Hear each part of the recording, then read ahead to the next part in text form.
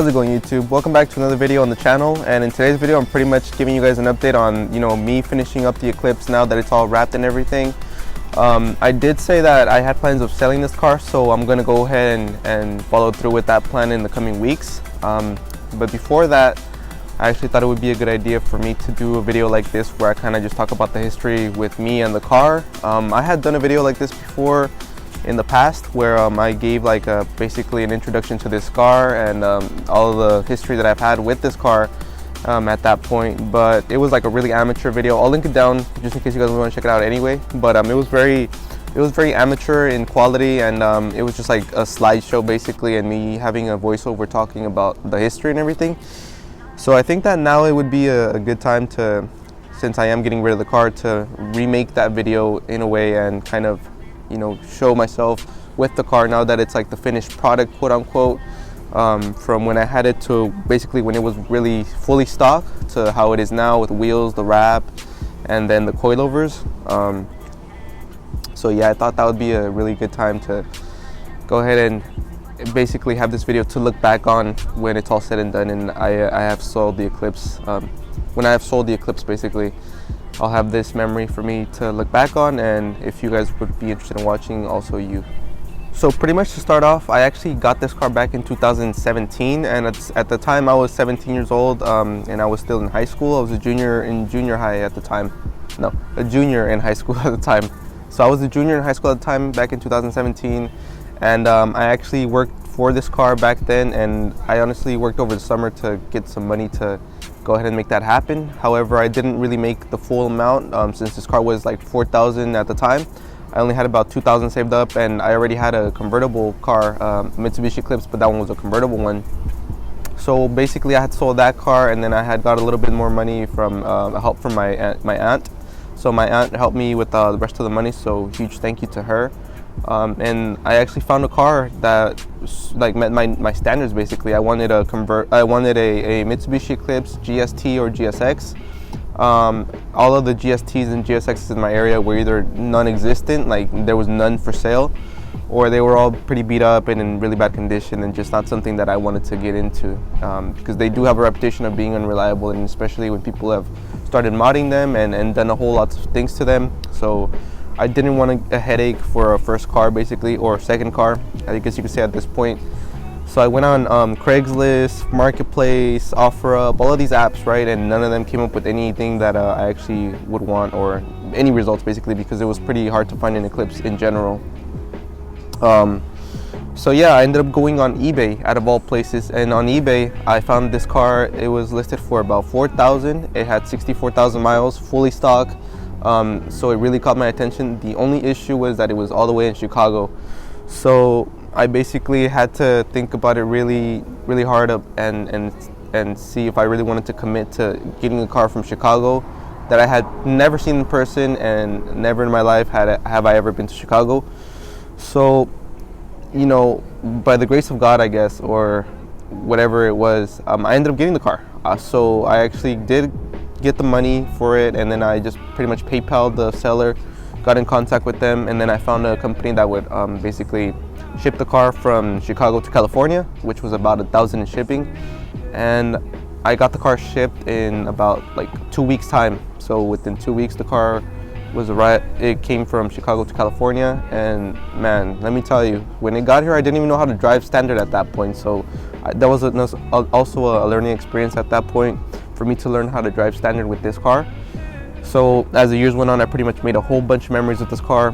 But yeah, guys, so basically after I got the car and everything was here in California, it was up to me to just keep working, keep grinding to pay the car off, because I was in debt for like $2,000, because at the time I didn't work full time since I owed money to my aunt. Basically I had to grind to make some money and go ahead and pay her back, and luckily I did have the transport at this point because I had the car with me.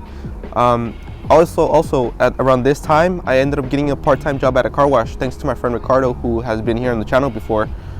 So I was just working there part-time after school and full-time on Saturdays, and I managed to get enough money to pay back my aunt. The only issues that this car really gave me was when I did get the car, I had to redo the clutch system because the clutch was just pretty much gone at that point. But I mean, for basically a 20-year-old car, even though it had 64,000 miles at the time, you still got to do some maintenance on it basically. So just that, smog it and everything. Got everything set up, guys, after this. So it was 2018 at this point when I got everything set up. So, you know, I had a girlfriend back then, I had school, I had a job, I had all these things that I was committed to basically in order for me to get ahead in the next step of my life. And the Mitsubishi Eclipse was there. The Mitsubishi Eclipse was there to get me to point A to point B, and not only get me there from point A to point B, but to get me there in a car that I enjoyed. It was like genuinely one of my dream cars to own the Mitsubishi Eclipse. Why? Because it was a manual transmission, first of all.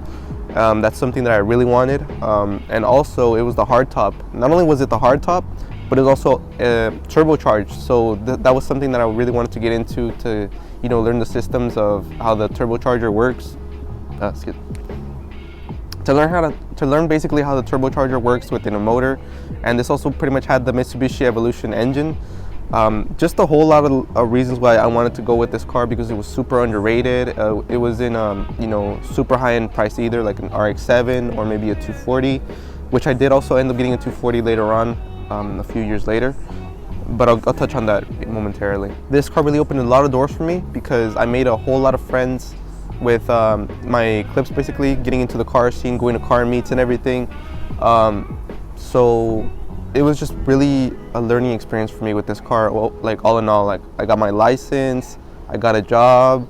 Back then I had just a whole lot of friends that were into the car scene. Now I do still have those friends, but they're all doing their thing, you know, they have their jobs, they have their families. So it's not the same as when we were in high school. There was a lot more car meets back then than there is now that I attended, because back then I used to go out more.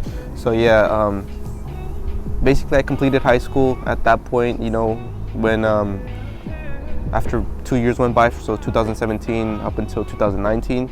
And I actually ended up getting another car at that point as well. So since I had extra money to spend, and my passion for cars was just continuing to grow, I actually got a 240 at a really decent price thanks to one of my friends. So I ended up getting a 240 at that point, and so now I had 240 in the Eclipse. One was more of a daily and one was more of a project car. So the 240 was more of a project car, and then the Eclipse was more of a daily. And when the pandemic started, actually, I did mention before that I had a girlfriend, so that relationship was pretty much over at that point, you know, just to kind of touch upon that briefly. It was just a matter of people growing apart, I guess, and people going their separate ways. So that's all I pretty much have to say upon that. But it did pretty much change my life, because at that point I didn't really want to go out anymore. I didn't want to hang out with friends as much. Even though I still did hang out with friends and go to car meets, it just wasn't the same anymore, you know. After going through a breakup, it was pretty hard to overcome that, because, well, your life just changes, you know. You lose somebody and you gain more people. And I also left the car wash. So I was working at the car wash all through high school. I left that job, and all throughout the whole process, my Eclipse was there. So that's something that like really kept me happy, you know. Having the Mitsubishi Eclipse with me, it was really something that lifted my spirits and lifted my mood, you know. It just gave me something to distract my mind on. I actually classy dipped the car all white at that point, because I had so much extra time on my hands with the pandemic, with no girlfriend anymore or anything, so I could like really invest more time into focus on my car. And I basically classy dipped the car all white here in the garage, and it was something that I enjoyed, you know, like just working on the car and doing these little things to the car, just to get my mind off things and to keep me happy, basically. So I owe my car a lot of thank yous for those reasons, basically. So after I plastic dipped the car, the water pump ended up breaking, and also the timing belt needed to be replaced. So meanwhile, though the car was getting some work done, basically, I actually had to use my 240 at the time. So thankfully I did have the 240, and I did mention that I stopped working at the car wash, so I actually got employment at Amazon at the time as well. So meanwhile the Eclipse was getting worked on, I had another job and another car that I actually used to get there, which was the Nissan 240.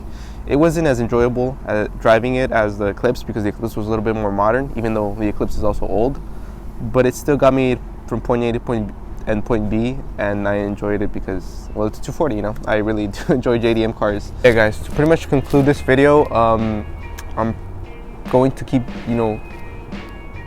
achieving my dreams, facing my fears, and it's not been easy, honestly.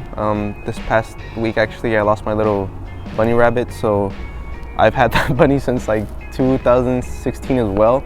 With it was actually 2 twin little bunnies, and they actually both passed away. One last year and one this year, so it was hard for me to like basically, see my little bunny sick and everything, and I had to bury it. So it was something difficult as well. But those are things that you can't really control, so you gotta pretty much just let go of those things that you can't control and just focus on the things that you can improve on and work on to make your dreams a reality, basically. So by me making this video, by me doing this whole YouTube channel, it's a way for me to share my passion with the world, create a little community, and also it's a way of me trying to achieve my dreams, of just sharing my passion with the world and with other similar people that enjoy cars and everything. So thank you guys for watching, and I'll see you guys on the next video.